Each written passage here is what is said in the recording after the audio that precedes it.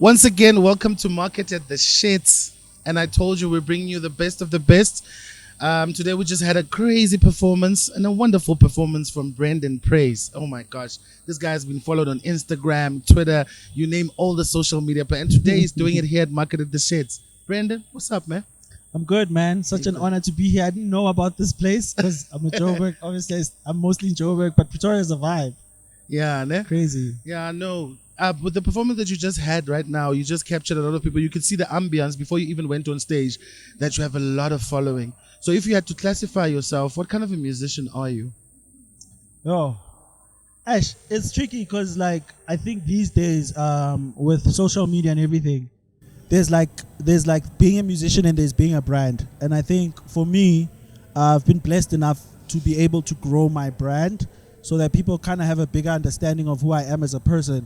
And so music is an extension of that. So a lot of people will follow me for my family content or my podcast with my wife or like all that stuff. So it's kind of like it's all just one big thing. So I think that's what kind of grows your following. Social, and I think a lot of artists should look into kind of giving more of yourself instead of just kind of being this mysterious musician. Like I think feel you. people love knowing about the artist. But when did you start? When did Brandon start now realizing that I'm a musician, I want to play keyboard and I want to sing? When did all that start? To be honest, I think it started. Obviously, I did Idols 10 years ago. Yeah. And I had my own ideas when I was doing that, but I really didn't know who I was. So I think when I changed my name from Brendan to Brendan Praise, I sort of needed to rebrand myself as to who I am, what am I about.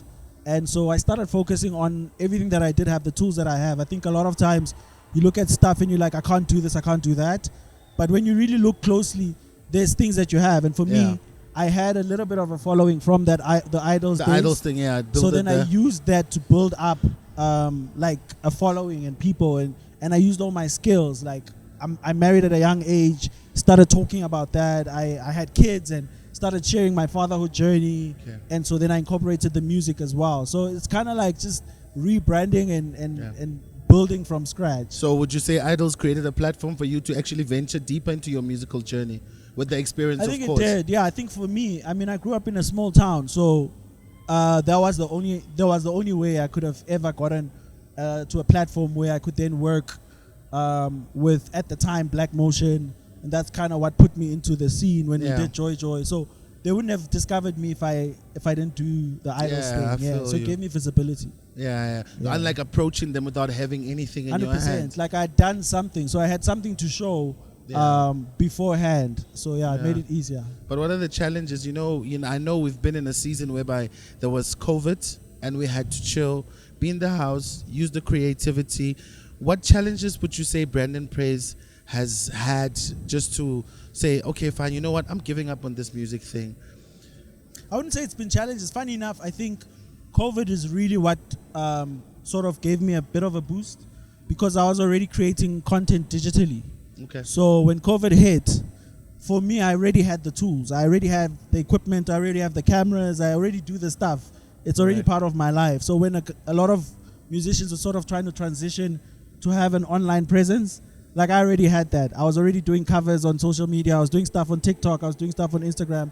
Yeah. So when people were at home on their phones, like my numbers, they kept growing. So it just showed me that as an artist, you don't have to be one-dimensional. Yeah, There's true. different ways, and someone else's journey might not be your journey. So for me, I realized that I was in a very privileged position, unknowingly, but it worked in my favor. Okay. Are you working on something new right now? Always. But right now, I'm dropping my album, Malamala. So just to give context, like we started, myself and Murda started working on 2 projects.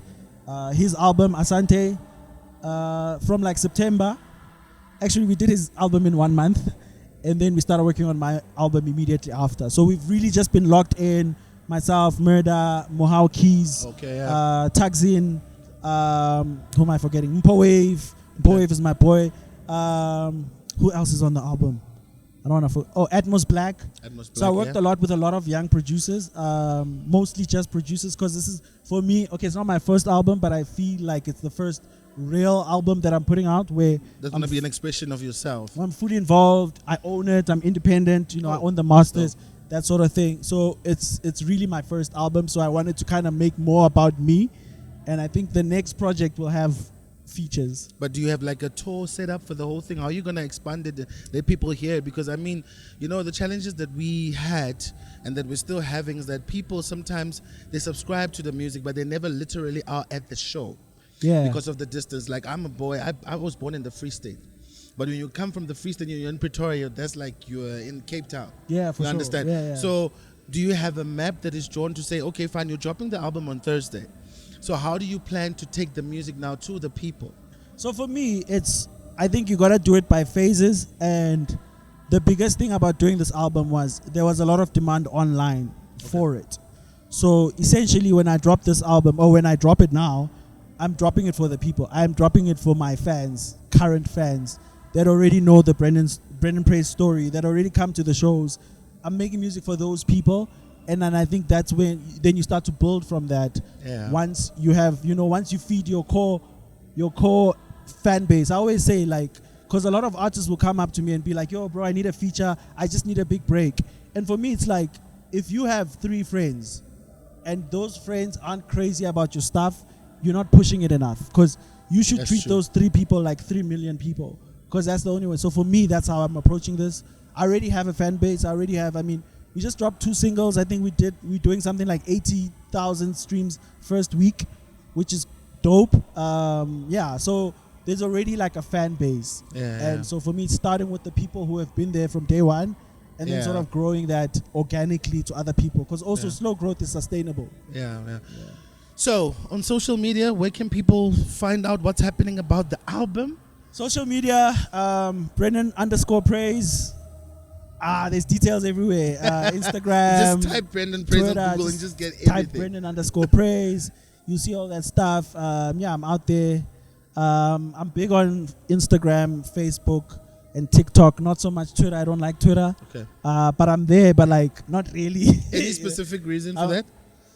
I just find that it's not a positive platform. Oh yeah. I don't think people go on Twitter to find positive things. People go there to see what's trending. Yeah. And usually what's trending, it's usually like negative stuff. Yeah, or that's someone cool. did something. So for me, it's like I don't want to fill my mind up with that energy. Yeah. I just want to be like, I want to keep my energy space clear. Brendan, thank you so much for coming to the show. I appreciate We you, really man. appreciate it from Lebza Sachs and Friends, from Marketed the Sheds. We really loved your performance, and we'll keep on following you. We'll also upload it on the page to let people know that you're dropping on Thursday. 100%. Thank you so much for coming to I the will show, need to bro. do it again. Next time, do it unplugged. Thank you so much.